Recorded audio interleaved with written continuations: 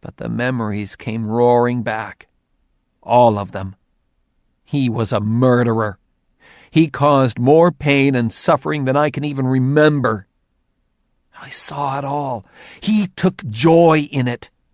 How could that possibly be the way it was supposed to be? If that was his vision of Hala, then there was no way I could let it happen. No, I said. I can never be like you. Whatever your vision for Hala is, I can't accept that it includes bringing out the worst in humanity. His eyes changed. The kindness evaporated. The evil had returned. "The worst in humanity," he said, seething. "You mean like arrogance and vanity and the thirst for power and revenge?" He stood up and walked toward me, backing me off. "Look at yourself, Pendragon. You hold yourself up to be the model of righteous deeds. But what happened here on Quillen?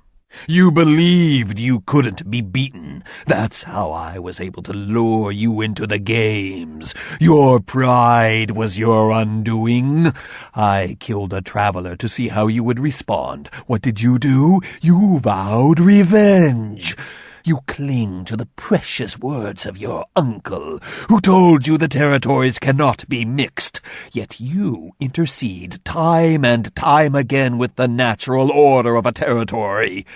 You're aghast at the fact that I'll bring an animal from Chloral or a weapon from Elong, yet you are quick to bring something that is far more intrusive. You bring ideas, Pendragon. You were raised on Second Earth, and you are all too quick to impose what you feel are the higher morals of that territory on all others.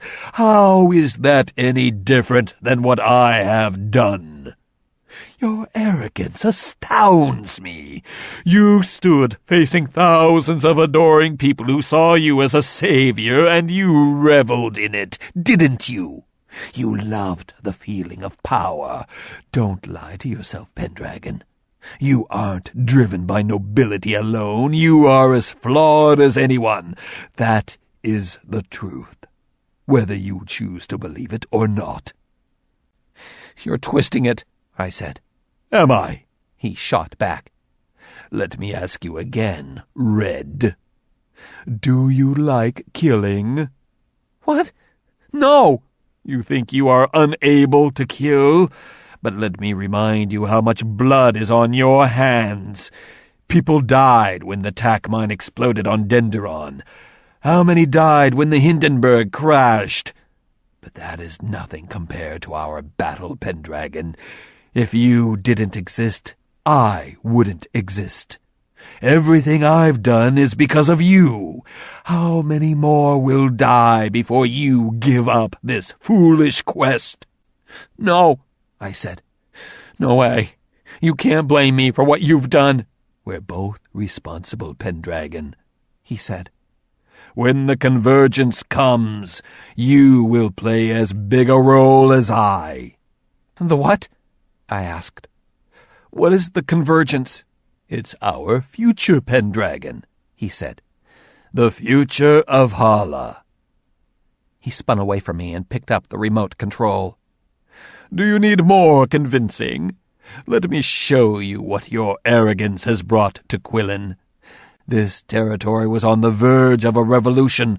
The revivers brought together thousands, convincing them that their road to happiness would be to overthrow Block. Block knew it was coming, but it wasn't the revivers they feared. No. What Block feared more than anything else was the past. They had done all they could to destroy anything that would make people want to return to the old ways. It took them generations to wipe out an entire way of life and replace it with their own. They broke down the territory physically and the people emotionally. They had total control because the people simply didn't know any other way. They had completely purged history. The only true threat to them would be if enough people learned of the past. But it wasn't a real problem because the past no longer existed. Or did it? Saint Dane pointed the remote control at the screens. They both came to life, with images that made me want to get down on my knees and cry. On each screen was a wide shot of the inside of the secret library that contained all the relics of Quillen's past. "What's their special secret name for it?" Saint Dane asked. "Oh, yes, Mr. Pop. How very cute. You see, the revivers did an exceptional job of keeping it secret. The trustees heard rumors of its existence, but could never prove that it was real, let alone find it. Well, Pendragon, they've found it. Thanks to you." What happened next was nothing less than Armageddon. I first saw images of the green-smocked curators of Mr. Pop running through the aisles in fear. Some tried to grab items, others simply fled. It was futile. Following right behind them was a legion of dados. The first wave came with golden rifles, shooting up everything they saw. Glass shattered, shelves fell over, spilling books and manuscripts. Sculptures were pulverized. Bits and pieces of Quillen's past exploded into bits of debris. The next wave of dados brought flamethrowers. Long, hideous jets of fire streaked across the room. Paintings sizzled. Books burned. Clothing turned to ash. The flames were so intense that even metal burned. I saw the giant hand holding the feather turn black. The room had become a huge incinerator, with the dados in the middle of it, oblivious to the heat and the sorrow. They were methodical and thorough. The two screens kept changing views so I could see it all. I didn't want to, but I had to.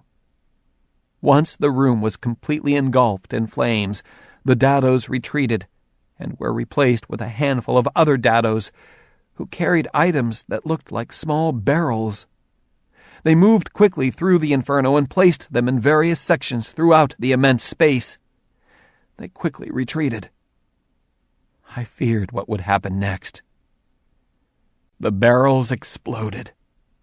One after the other, they erupted with a powerful fury that rocked the structure itself. I saw heavy beams falling from overhead and walls collapsing. A long beam hit the giant hand, shearing off the feather and toppling the sculpture. More barrels exploded. The last one finally destroyed the cameras that were recording the carnage. Mercifully, the spectacle was over. I had witnessed the complete annihilation of Quillen's past. What took eons to create and generations to collect and hide had been destroyed in a few violent minutes. The screen went black, and Saint Dane turned to me. "As I said, truly devastating defeat can only come at the moment of victory. Those images were shown all over Quillen. I wanted you to win the Grand X, Pendragon. I wanted you to be the champion of the people. I wanted them to think they actually had a chance, because now they know it is truly hopeless. Block will survive. This pathetic territory will continue on its sad little course. The select few will prosper. The masses will suffer.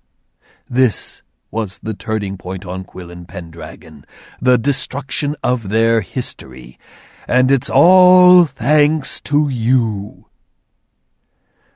I was stunned senseless. Every devious twist of Saint Dane's plan had finally been revealed. But with all that had happened, there was still one thing I didn't understand. "How?" I said. "How did I reveal the location of Mr. Pop? I didn't know where it was. I still don't." I heard another voice say. Neither did I. I spun around quickly to see another person had entered the room. It was almost as confusing to me as when Challenger Green showed up. Maybe more so, because the implications were far more disturbing. It was Neva Winter. I couldn't get them to bring me there, no matter how much I begged, she said. It wasn't until they needed to convince you to put your life on the line for their cause. I told them that one look at Mr. Pop would convince you to compete. Of course, it was my idea, so it was only fair that I tag along. Before we left, I dropped off one of these. She held up one finger. Around it was a loop. Journal number 27. Continued. Quillen. I stood staring at Neva with my mouth open. I don't understand, I said. It's very simple, she said. They tracked the loop. No! I shouted. You're a traveler! How could you do this?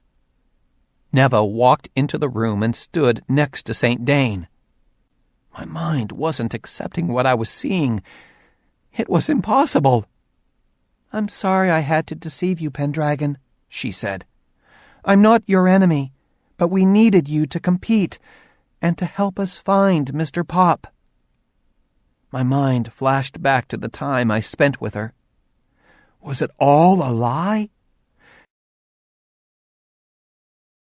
Did she really read journals from the acolytes, or did she just listen to St. Dane? Remoody, I said. How did you get him to compete? The same way, Neva said. We told him he would be the inspiration for the revival, but that was never the plan. He was there to lure you into the competition. I couldn't believe what I was hearing. You knew he would die, I said. You caused a traveler to die. It was necessary, she said. I'm not proud of what I did, but I'm very proud of the result. You're no better than St. Dane, I shouted. I've been all over Hala, Pendragon, she said. What I saw time and again was hypocrisy. People everywhere fight and die for what they believe in. The trouble is, so few believe in the same thing, which pits them against one another. It's all so futile. St. Dane has convinced me that his vision can bring about a unified Hala with a single purpose. But what is that purpose? I said, trying to keep from screaming. He's a monster, Neva. He may want to unify Hala, but into what? He has no conscience. He has no compassion. He doesn't have the ability to love. St. Dane said, love. Love is at the root of every conflict. To say I am incapable of love is a compliment. How did he do it, Neva? How did he get to you? I lost my parents, Pendragon. I was angry. Then Prest told me I was a traveler. He showed me so much of Hala, but as much as he told me how things were the way they were meant to be, I couldn't accept it. Not after what happened to my parents. I knew there had to be a better way, and St. Dane showed me. When the convergence comes, I plan on being by his side. What is the convergence? I screamed. Tell me. St. Dane said, You are barely beginning to evolve as a traveler. I have taught Neva many things. I can teach you as well. Neva said, The battle will soon be over. You can make it so much simpler for everyone by giving in to the inevitable. The impossible had happened. St. Dane had turned a traveler. I now had 2 enemies. What's next? I asked. Second Earth? Third Earth? What is this convergence? Neva said, After what's happened here on Quillen, I don't think it would be wise for me to be here any longer. Ibarra no longer has a traveler. I might just take Remoody's place. It's done, Pendragon, St. Dane said.